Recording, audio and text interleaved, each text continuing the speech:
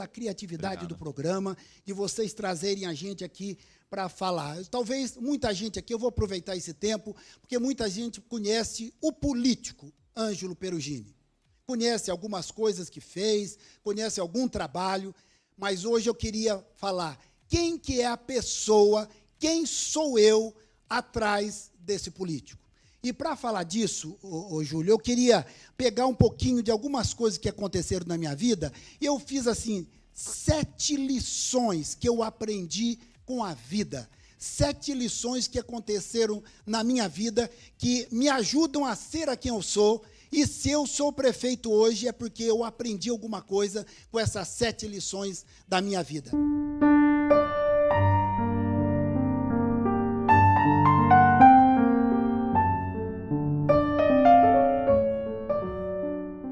A primeira é da primeira infância da minha vida. Primeiro, o valor da família. Eu tive um pai ferreiro e, ao mesmo tempo, que era um tenor, Júlio, que tinha uma voz maravilhosa. E uma mãe que era costureira e era um soprano. Os dois cantavam na igreja e faziam aquela coisa linda da sua voz, que se tiver gente de Jacutinga me escutando, vão se lembrar de Augusto Perugini e Armida Perugini. O povo de Hortolândia, infelizmente, não conhece, que eu sou natural de Jacutinga, Minas Gerais, e tenho 5 irmãos. O senhor é mineiro? Sou mineiro. Tenho 3 irmãs e 2 irmãos. Perdi uma irmã há 2 anos atrás, que eu tenho um carinho grande. Infelizmente, foi embora a Maria, mas eu tenho mais 2 irmãs, Vera e Salete, Aguinaldo e André. E, se eles estiverem me ouvindo, eu quero dizer para eles que as coisas que a gente faz na vida, muitas vezes é porque a gente aprendeu a ter o amor e carinho pela família, e é assim, os filhos deles são meus filhos, e os meus filhos são filhos deles. A gente sabe que muitas famílias são assim. Eu queria dizer que eu sou muito orgulhoso de ter a família que eu tenho. Então, esse valor da família me é um grande sustento. Depois, uma segunda etapa da minha vida, que eu aprendi a ter fé e solidariedade. Eu queria lembrar aqui que, primeiro, eu era um menino ainda e a igreja era o centro da vida. E eu entrei nesse centro da vida e me envolvi tremendamente com a igreja. Tinha um padre na minha cidade chamado Cônigo Vieira. Ele construía casa, ele fazia bairros, ele cuidava de crianças abandonadas e mais uma dezena de coisas, entre gráfica, jornal. Era uma pessoa criativa. E eu que comecei a andar em todo lugar com o Cônigo Vieira, eu falei, eu quero ser uma pessoa igual a ele. Que faz algo para alguém, né? Que ajuda alguém. Isso. E eu falei, ele é padre e eu quero ser padre. E daí eu fui para o seminário. Com 11 anos de idade, Júlio. 11 anos de idade, um menino, você pode imaginar qualquer criança com 11 anos de idade, deixei a família, e naquela época era assim, a gente saía de casa, só voltava para casa depois de 6 meses, às vezes quase 1 ano, e um menino de 11 anos, eu me lembro que na primeira noite, eu chorei a noite inteira. Porque é interessante que a família, para mim, era tudo, e quando eu tive que largar a família para ir para o seminário, não foi fácil, foi muito difícil, e aquilo foi um aprendizado de resistência que eu tive daquele afastamento. E lá no seminário eu vivi 14 anos. 14 anos que eu sou muito grato à igreja por tudo que ela me fez. Eu sou o que eu sou também porque eu devo à igreja. A igreja me construiu e me deu não só a educação estrutural, a educação da formação educacional, mas me deu uma formação de vida, de princípios, que eu carrego com muito orgulho no coração. E eu agradeço cada dia a Deus por todos aqueles que me ajudaram quando eu estive no seminário, padres, professores, que me educaram e me fizeram. Eu fiz filosofia, letras, e fiz também filosofia pura no seminário, e depois 4 anos de teologia no seminário deonista em Taubaté, onde eu tive inúmeros colegas, hoje bispos, e pessoas que se tornaram pessoas muito importantes para o país. Uns já foram quase que presidente da CNBB, enfim, foram pessoas que são exemplos para a nossa sociedade. E aquilo me deu muita coisa de importante.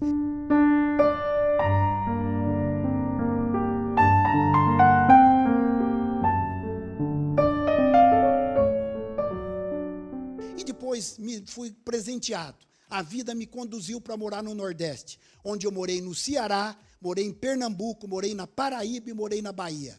Ainda como seminarista, mas vivi, às vezes, alguns meses num lugar, alguns meses no outro, e especialmente no Ceará, onde eu morava com o Alfredinho. A gente morava numa favela. A gente era uma coisa muito humilde. Eu falo isso, mas não para dizer que era alguma coisa difícil. Na verdade, foi uma época mais prazerosa da minha vida, onde a gente, na fé, a descoberta desse momento da fé e da solidariedade que eu aprendi nas pessoas mais humildes e mais pobres. Eu vi a Luísa, que não tinha nada. O Alfredinho lá levava 200 gramas de arroz para ela comer aquele dia. A hora que o Alfredinho voltava lá, ela tinha dividido com a vizinha. Quem não tem nada é capaz de dividir o pouco que tem com aquele que, às vezes, tem menos ainda. Então, esse período eu aprendi muito de fé e de solidariedade.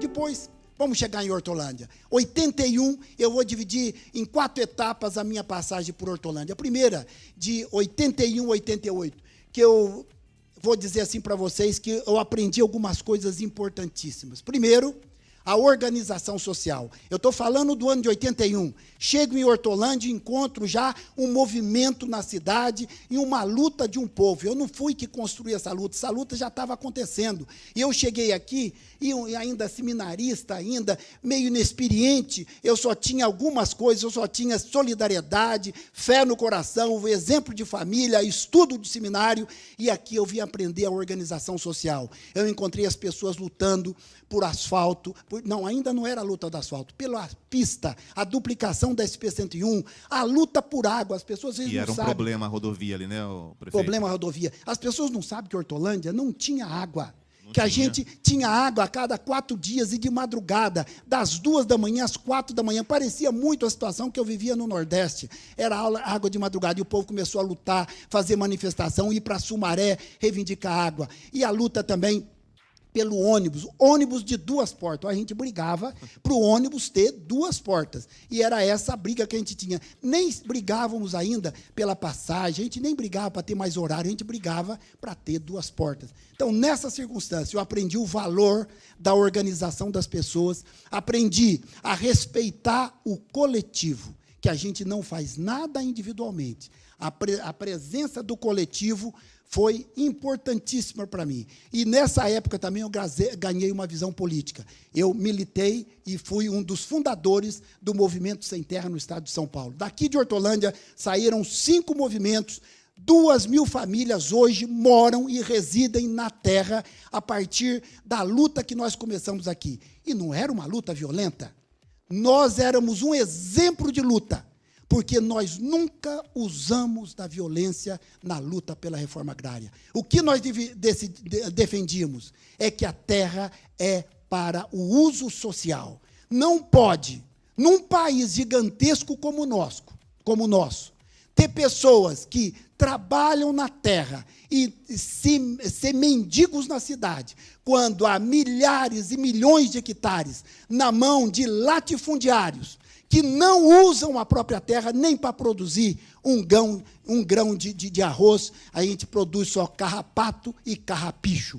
Então, nessa circunstância, nós unimos as pessoas que tinham acabado de chegar do Paraná, do interior de Minas, do Nordeste, e essas pessoas se uniram, fomos para a terra e todas as lutas nossas foram vitoriosas, principalmente porque nós não usamos da violência. Lá, eu aprendi a sentar com o governador de estado, foi a primeira vez que eu sentei na frente de Oreste Quercia, o governador, e isso me ensinou. Então, foi um aprendizado. Ter uma visão política foi importantíssimo esse movimento que eu participei, e também o movimento de moradia, que me educou muito. Aqui a luta por casa, por coisa, o pessoal do Peron, que provavelmente vai estar me escutando, Vila da Conquista, algumas ocupações que nós fizemos em Sumaré, todas elas, nunca numa área verde. Jamais ocupar uma beira de córrego, jamais ocupar uma moradia sem ter condição. E só fazíamos isso depois que o poder público batia a porta. Primeiro a gente se organizava,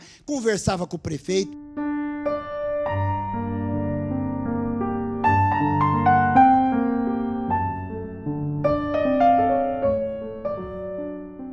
Daí eu chego para a lição de número 4. A lição de número 4, eu ganhei de 89 até o ano de 96. E daí eu vou contar para vocês que nesse período eu fui vereador e fui a primeira vez candidato a prefeito no município de Hortolândia com a emancipação. Aí entrou a luta pela emancipação. E como vereador, o que foi importante para mim? Porque eu valorizo o vereador, Júlio. O vereador é uma peça importantíssima. Às vezes eu fico falando, eu escuto as pessoas falar, mas o que o vereador faz? O vereador faz tudo. Muito isso. Tudo que o prefeito faz, o vereador faz junto. O vereador não é uma pessoa que apresenta um projetinho ali na Câmara. Ele passa a semana dele todinha carregando, indo atrás de problemas da cidade. Então, o vereador tem que ser respeitado, porque eu vi isso, e como foi importante a experiência que eu tinha antes de ser vereador, para mim carregar para dentro do mandato de vereador. Sabe o que aconteceu, Júlio? Eu vinha de movimento popular. E daí o que aconteceu? Eu recebo o mandato em 89. Começa o mandato. Eu levei essa luta popular para dentro da Câmara. Então, nós começamos, em vez de ficar fazendo discurso na Câmara, nós íamos com as pessoas para fazer reivindicação com os secretários, para conversar com o prefeito, e criamos um diálogo com a administração pública que fluiu profundamente. Encontramos, às vezes, a dureza do governo, mas para tudo, com delicadeza, jeito, paciência e respeito, a gente conseguiu fazer tantas coisas para melhorar a vida das pessoas. Então, eu aprendi a trabalhar com política pública, a questão do processo legislativo. Às vezes as pessoas têm dificuldade de entender o que é um processo, como que forma uma lei que hoje a gente é obrigado a obedecer, como é que a gente chega a criar essa lei. Ali tem um processo legislativo e, para mim, foi fundamental. E a outra coisa importante foi o relacionamento entre os poderes. Eu entendi o que era poder executivo, poder legislativo, poder judiciário, que deu a relação que tinha com os juízes na época, os processos que a gente entrava, a relação produtiva que tinha com os outros colegas vereadores da Câmara, o respeito, embora tivesse diferenças, a gente se respeitava tremendamente. Não existia ódio, não existia raiva, existia um respeito. A gente era diferente, cada um tinha um jeito, mas existia respeito entre as pessoas, e até mesmo com o executivo. Então, esse foi a primeira passagem do vereador, e depois é importante dizer que eu fui candidato a prefeito em 2092. A primeira eleição eram 6 ou 7 candidatos. Essa passagem como vereador foi em Hortolândia? 89 ou 90, ainda éramos Sumaré. Sumaré, então a questão era vereador... Hortolândia não tinha emancipado não era ainda. Emancipação ainda, então não. Foi vereador... Quando pertencia a por Sumaré. Hortolândia, porque eu morava em Hortolândia. Sim, pelo seu reduto o meu mandato era exercido pela cidade. Inclusive, foi bom você ter lembrado, eu não trabalhava só em Hortolândia. Meu trabalho estendia para o Matão, toda a região Cura, Bandeirantes, a região do Nova Veneza. Eu tinha trabalho naquela região toda, eu tinha organização, tinha movimentos naquela região, que lutamos por uma série de coisas, asfalto, esgoto, enfim, várias lutas que a gente fazia, nunca sozinho, jamais.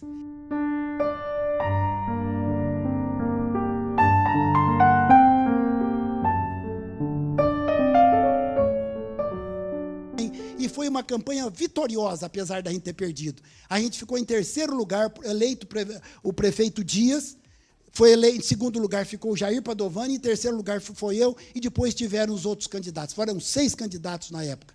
Então, mas foi uma eleição muito surpreendente, e eu aprendi a fazer campanha eleitoral, como se faz campanha eleitoral, desde fazer o folhetim até organizar a equipe, e também aprendi a perder. Aprender a perder é fundamental na vida da gente. Tem uma frase de Fernando Pessoa que diz assim: tudo vale a pena quando a alma não é pequena. E valeu a pena a gente ter perdido aquela eleição com o aprendizado que teve.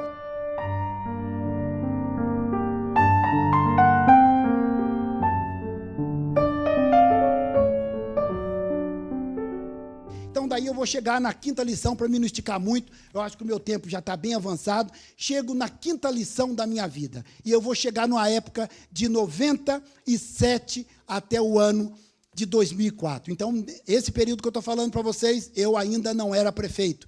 acabou meu mandato de prefeito e começou daí, entrou eu ser vice-prefeito e ser secretário de saúde. Foi uma etapa fundamental. Etapa fundamental porque aí foi o primeiro passo meu dentro do administrativo. Eu entrei como vice-prefeito e o prefeito que foi eleito foi o Padovani. Primeira coisa que eu aprendi, Sim. a ter humildade. Eu fui candidato na eleição anterior pelo PT. Certo. O meu adversário, PSDB. Adversário do PT a nível nacional, PSDB. Aqui em Hortolândia nós fizemos uma coligação e eu aceitei a ser vice do candidato a prefeito Jair Padovani. Antigamente não tinha tanta facilidade assim de uma Era coligação, proibido, né? né? Era proibido, né? A gente conseguiu Hoje fazer é muito isso. mais fácil, né, prefeito? Conseguimos aprovar isso no diretório estadual do partido com muita dificuldade, mas eu consegui fazer isso. A gente teve que ter humildade, respeito com as diferenças das pessoas. E a gente entrou para o governo tentando aprender e caminhar dentro de um governo. Infelizmente, com 1 ano e meio, as diferenças ideológicas nossas, até um comportamento que teve entre nós, não culpo de maneira nenhuma os adversários, foi uma circunstância, erro dos dois lados, mas eu saí da prefeitura, como secretário da saúde, saí junto com todo mundo do meu partido, nós rompemos com a administração e tivemos que ter a resistência e ter a firmeza para fazer esse rompimento, que era muito mais cômodo a gente continuar na administração, mas daí nós saímos da administração e continuamos. Daí teve a eleição de 2000, fui candidato a prefeito, a gente não se elegeu novamente. Mas aprendi o quê? Como secretário de saúde, aprendi a ter relacionamento com o funcionário público. Isso, para mim, no mandato de prefeito, foi fantástico. Aprendi a ir para Brasília, porque foi lá que, não sei se você sabe, Júlio, mas eu era secretário da saúde. A gente não tinha, Hortolândia estava começando, tinha só tido um prefeito ainda, não tinha muito essa prática da gente ir para Brasília. E eu, muito teimoso, muito curioso, eu vou para Brasília. E começamos a buscar apoio do governo federal e localizamos um recurso no governo federal. O prefeito era Jair Padovani. Ele era do PSDB, presidente do Brasil, Fernando Henrique Cardoso, presidente do Brasil. Então, a negociação entre os dois, o governo do PSDB, eu, como secretário de saúde, fiz o projeto do hospital, conseguimos o recurso do hospital, começamos a obra do hospital. Quando eu saí em 2017, o hospital já estava na laje. O hospital, em 97... Então, podemos dizer que o projeto do Hospital de Hortolândia hoje, esse Hospital Mário Covas, começou ali... O embrião, o que existe hoje no hospital... Como Ângelo Perugini, secretário de Saúde. Foi exatamente. Eu não vou dizer, porque eu estava dentro de uma administração que era do Jair Padovani, mas eu, como secretário de saúde, que fizemos o projeto, contratamos o pessoal, fizemos a licitação, acompanhei a obra todo dia, porque eu gosto de obra, eu devia ter sido arquiteto. Já vi o prefeito. Eu amo em obra, gosto de ver obra, acompanho a obra, e lá eu acompanhei parede por parede daquele hospital, e amava ir lá e acompanhar cada coisinha que estava construindo, numa cidade que, diferentemente das outras, ninguém queria construir hospital. Para que fazer hospital? Nenhuma cidade quer fazer hospital, porque o hospital custa caro. Mas nós vamos fazer hospital, nós vamos ter que fazer esse hospital. Então, começamos o hospital e, para mim, foi fundamental. Quando eu saí, então, em agosto de 98, o hospital já estava no ponto de laje. Depois, entendi o que era processo administrativo, porque eu acompanhei licitações, a gente na secretaria acompanhava todos os processos, que às vezes as pessoas não sabem o que é isso, o que é uma licitação, quanto tempo gasta, o que é o dinheiro público, e isso eu consegui aprender aí. E, principalmente, eu fiz um curso de saúde pública, porque eu era professor e fui obrigado a tomar conta e gestar o serviço de saúde da cidade de Hortolândia.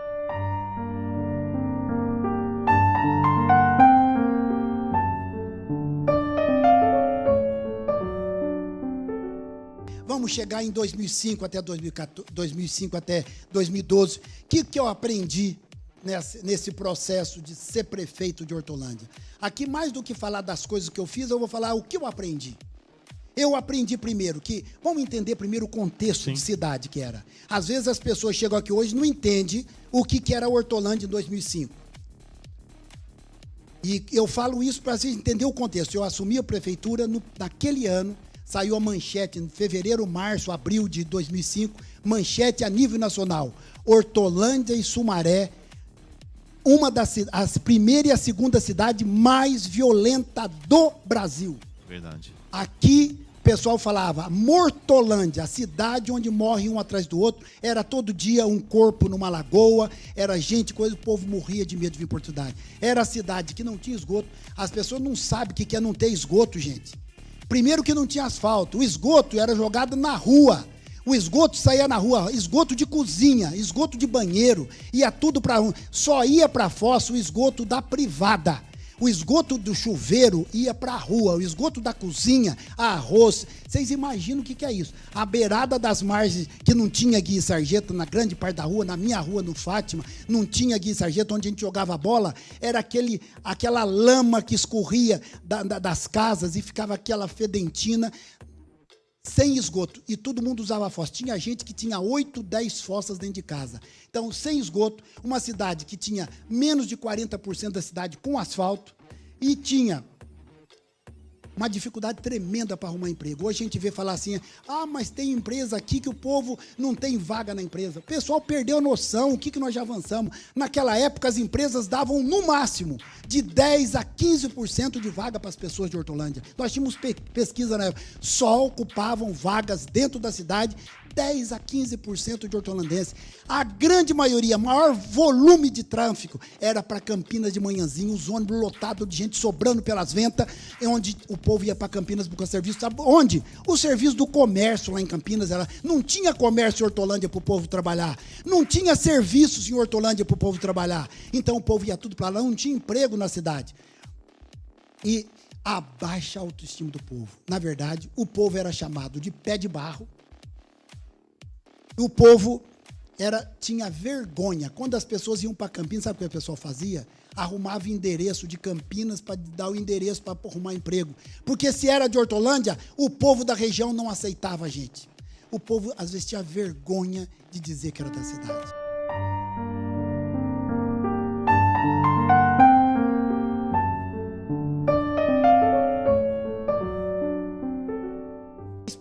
Hoje, eu vou dar só um exemplo, que às vezes a pessoa fala, mas não tem emprego para o povo da cidade. Engana-se. O jovem de Hortolândia é muito estudado. Eu tenho os currículos dele lá. Dificilmente você encontra um jovem de 16, porque nós temos EJA, nós temos tudo. Hoje o jovem tem 2º grau. A dificuldade é você pagar uma faculdade. Por isso nós lutamos e trouxemos o Instituto Federal. Uma conquista de Hortolândia. Porque o governo federal já tinha anunciado que seriam 12 institutos federais no estado de São Paulo, que é a Universidade Gratuita Federal. Tinham 12. Nós fomos lá e brigamos, e eles fizeram mais uma para o estado de São Paulo, porque eram 58 para o Brasil. Ficou 59 para o Brasil, porque Hortolândia não aceitou ficar sem universidade federal aqui. Mas isso teve articulação política, teve negociação com o governo federal, teve a minha briga com o Lula, que o Lula veio aqui na DEL, e eu tinha ofendido ele, porque eu tinha devolvido todas as fotos que eu tinha dele na prefeitura, levei e mandei de volta para o Brasil. Falei, se essa faculdade não vir aqui, eu não quero mais fazer parte disso. Porque o meu compromisso, primeiro, com a cidade. Não é com... Meu compromisso é com a cidade, mas eu não quero dizer isso que ofendeu o Lula de maneira nenhuma. Sim. Foi um presidente que respeitou Hortolândia, mandou para cá excelente coisa. Eu sou muito grato para ele, como sou grato para todos os presidentes que passaram junto comigo.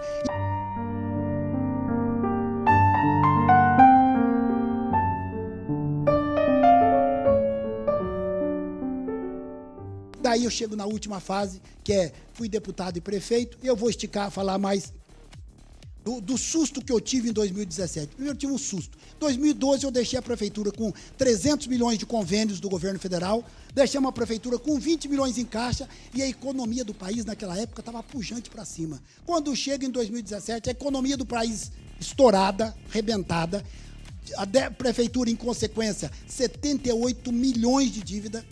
Depois, tínhamos ainda obras paralisadas e não conseguimos ter um diálogo político com o governo anterior para a gente fazer uma transição.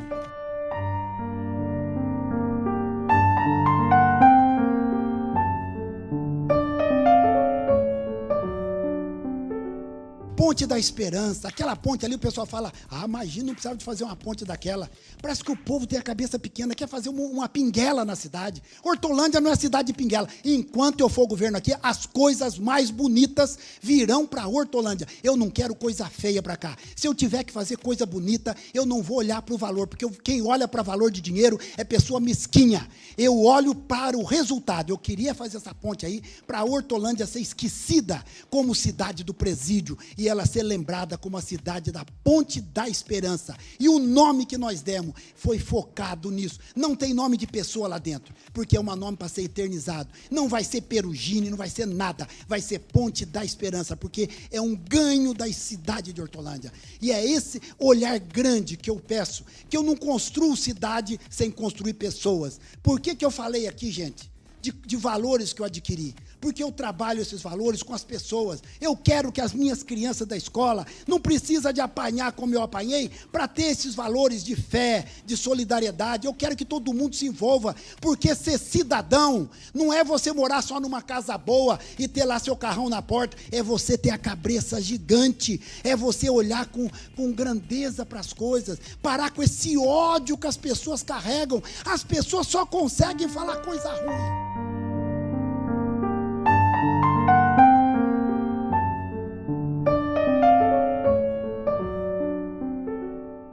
Não bate em lata cheia, porque ela não faz barulho. Bate em lata vazia, que ela faz um barulho danado. Você bateu na lata vazia, ela faz um barulho danado. Mas você olha dentro, não tem nada. Pessoa que critica muito, fala muito, diz muito, você olha dentro, mas peraí, deixa eu ver qual que é o conteúdo. Qual que é o que produziu, qual que é o conteúdo que tem, e às vezes você vê, tá vazio.